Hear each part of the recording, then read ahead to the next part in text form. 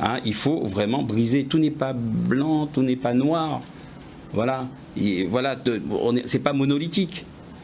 Donc pour moi, le Rassemblement national, quand on a un père qui croit en l'inégalité des races, et qu'on a une fille qui adore son père, qui a été élevée dans cette espèce de bouillon de culture, on peut pas. Mais maintenant, on peut pas consciemment. Non, mais maintenant, vous êtes un Bardella qui n'est plus sur la lignée familiale, par exemple. Oui, non, mais vous savez. Qui a un discours qui est peut-être plus édulcoré. Non, oui, mais ça c'est de la stratégie. Non, mais ça c'est de la stratégie. Vous savez ce qu'on appelle les réminiscences. En termes de marketing, on va dire entre guillemets, ça fonctionne. Oui, peut-être en termes de marketing, mais il y a des formes de rémanence ou de réminiscence. Et on voit bien que Bardella a nié le fait que Jean-Marie Le Pen était antisémite, par exemple, ou était raciste.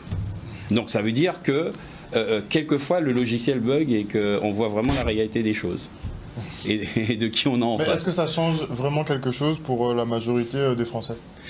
La problématique, c'est que les Français sont dans l'immédiateté, parce qu'on est dans une société où on veut tout de suite et on réagit au moment. On n'a pas d'idée sur le long terme, on n'a pas une réflexion sur la durée, on a une réflexion sur le lendemain, sur le jour même ou le lendemain. Donc les personnes qui votent Rassemblement national n'ont pas l'historicité de ce qu'est ce parti, parce qu'ils n'ont pas été éduqués. Un jeune aujourd'hui ne connaît pas l'historicité du Rassemblement national. On lui a souvent répété, ce sont des racistes, ce sont des racistes, ce sont des racistes. Mais dire que donc ça devrait suffire, non ? Mais dire que ce sont des racistes, déjà c'est un terme qui a été galvaudé. On utilise le terme raciste à toutes les sauces. Raciste anti-vieux, raciste anti-jeune.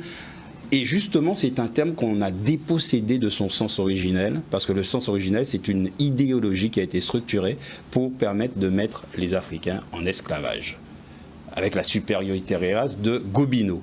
Donc, c'est pour ça que les Juifs, eux, ils ont pris le terme antisémite. Oui, donc, c'est un peu la même chose. Oui, mais on ne parle pas de racisme, on dit racisme et antisémite, et antisémitisme. Mais le racisme a été enlevé de son sens premier, qui était la racialisation, qui a permis de mettre les Noirs en esclavage. Vous, et du coup, par exemple, des jeunes publics, la pédagogie sur l'historique du RN, ça suffirait.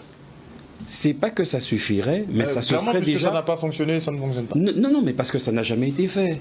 Ça n'a jamais été fait. C'est comme si vous me dites, si on répète à nos petits-enfants que leurs ancêtres c'était Vercingétorix, que c'était les ancêtres les Gaulois, que voulez-vous qu'ils vous disent ? Ils ne reconnaissent pas l'Africain qui sommeille en eux. Le RN est représenté à chaque élection en France depuis des décennies. Et à chaque élection, les arguments principaux qui ont été mis en avant, c'est que c'est un parti raciste qui a été créé effectivement par des SS. Donc on repart toujours sur l'historique de Jean-Marie Le Pen. Mais là, on voit bien que cette rhétorique-là ne fonctionne plus du tout. Justement, parce que ça a été un marronnier. Ça a été un marronnier. Ça marchait. Les gens ont une paresse intellectuelle. Ils se sont suffis de ces arguments-là pour les discréditer, parce que les gens avaient une peur, etc. Et que ça suffisait. Et que les gens ont dormi sur leur laurier. Oui. Le RN est bien ancré dans le paysage politique français aujourd'hui, et je dirais même guadeloupéen. Donc est-ce que ce discours, oui mais ce sont des racistes et ceci, un discours qui apparemment n'est pas passé, puisque aujourd'hui, de plus en plus, le RN progresse. Donc est-ce qu'il faut continuer avec ce discours-là ? Non, moi je pense que moi je suis venu, Laurence, moi je suis venu aux élections, non pas pour combattre le RN, mais pour combattre l'abstention. C'est pas le RN qui m'a fait venir aux élections, c'est le taux d'abstention. Et je pense que il faut pas, comme on dit quand le sage montre la lune, l'idiot regarde le doigt. C'est pas le score du Rassemblement national qui m'intéresse aujourd'hui. C'est le taux d'abstention. 87%. Ça veut dire que aujourd'hui, les électeurs disent, les citoyens disent aux hommes politiques d'aujourd'hui, vous ne nous représentez pas. Mais ce message n'a aucune valeur. Oui. Le problème, c'est que ce message n'a aucune valeur. Il est clair, limpide. Ok, on a une abstention majeure aux élections, certes, mais ça ne change pas. Le résultat des élections. Alors posons-nous la question. Si année après année, élection après élection, il y a un taux d'abstention grandissant et que nos hommes politiques ne réagissent pas, posons-nous la question. Est-ce que finalement ça n'arrange pas tout le monde ? Est-ce qu'il n'y a pas une forme de statu quo ? Parce que être élu avec 4% des voix, on a des militants qui iront voter.